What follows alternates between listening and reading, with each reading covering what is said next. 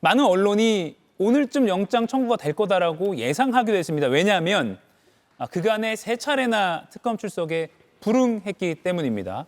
한학자 총재에게 4가지 혐의가 적용됐습니다. 김은하 위원님, 네. 정원주 전 비서실장까지도 동반 청구가 됐고요.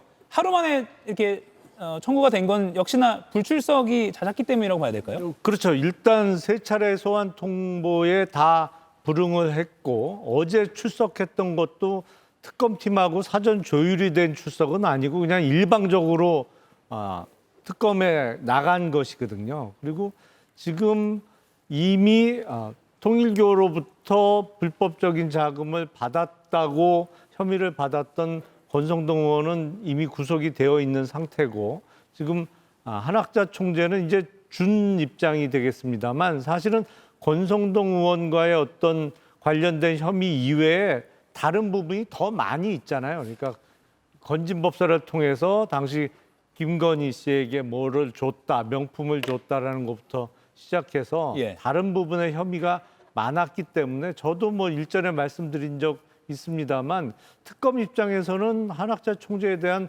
구속영장을 청구 안 하기가 오히려 어려운 상황으로 보인다라고 했는데 역시 예상대로 바로 오늘 구속영장 청구가 됐습니다. 예, 정광재 의원님도 동의하십니까? 뭐 예정된 구속영장 청구라고 보는데 윤영호 전 세계본부장은 구속이 된 상태잖아요.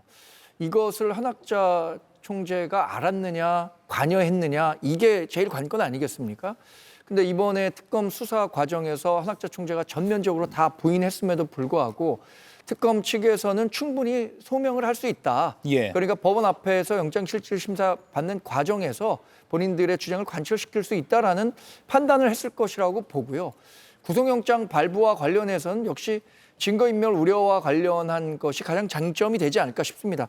그러니까 범죄 소명 사실은 특검이 일정 정도 법원에 대한 설득을 할 수 있겠는데 증거인멸 우려와 관련한 내용이 쟁점이 될 것으로 봅니다. 그런데 지금 특검이 청구하고 있는 구속영장에 대해서 법원이 굉장히 관대하게 영장을 발부해주고 있는 것 같아요. 그래서 글쎄 뭐 예상해 본다면 한학자 총재 역시 구속을 피하기가 어렵지 않은 상황 아닌가 이렇게 예상해 봅니다.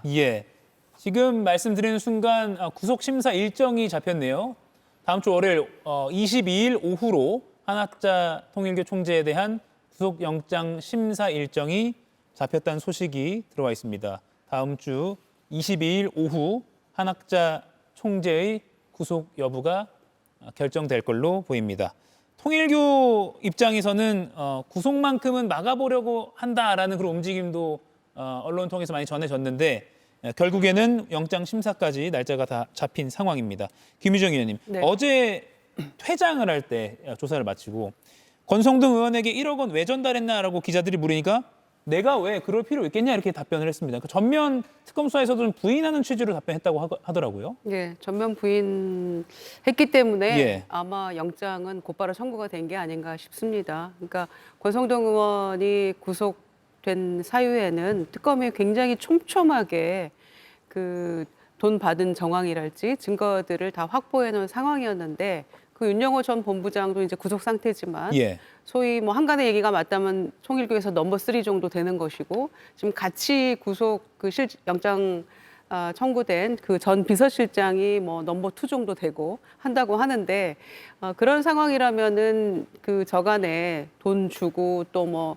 청탁하고 이런 것들을 몰랐을 수가 없다. 더군다나 참 어머니 아니십니까? 그런데 그 상황에서 모를 수가 없는데 거짓으로 내가 왜 뭐 이런 것들이 아마 다 영장 청구될 사유가 충분하다고 보고요. 특히 통일교 관계자들, 윤 전 본부장의 부인이 재정국장인데 재정국장이 그 전 비서실장한테 보낸 문자들이 다 확보가 된 거잖아요. 그러니까 그 참 어머니가 보수 후보를 픽했고 소위 그리고 뭐 선물도 줬고 대선 지원금도 김건희 씨에 대한 선물도 참 어머니의 결정이다. 뭐 이런 얘기들이 다 오고 갔는데 어떻게 모를 수가 있겠어요. 결정을 했다라고 그 측근들이 얘기를 하고 있기 때문에 이건 부인할 수 없는 것이다라고 보고요.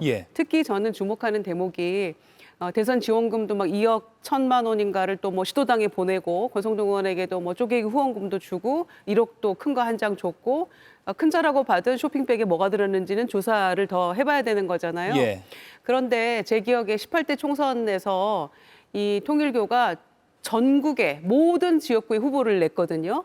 그러니까 그럴 만큼 저는 아주 집요하게 제도권 정치에 진입하려고 하는 노력들이 있었다라고 생각을 해요. 아, 예. 그런 점에서 그 대선 지원금 같은 거를 후원금을 시도당에도 주고 했던 이유는 그 오고 갔던 이야기 중에 뭐 비례대표 이런 얘기도 하나 나왔던 대목이 있었거든요. 그러니까 통일교의 어떤 철학이나 이런 것들을 국가 정책으로 해주기로 약속, 뭐 이런 얘기들도 지금 왔다 갔다 한 바가 있었잖아요. 예. 그런 점에서 제도권 정치 안에 진입하려고 하는 그 통일교의 오래전부터의 어떤 수건 사업 이런 것들도 이 안에 다 이 정치자금이랄지 청탁이랄지 이런 거 안에 녹아들어 있다라고 저는 생각합니다. 그래서 구속영장 청구는 피할 수 없는 것이었고 예.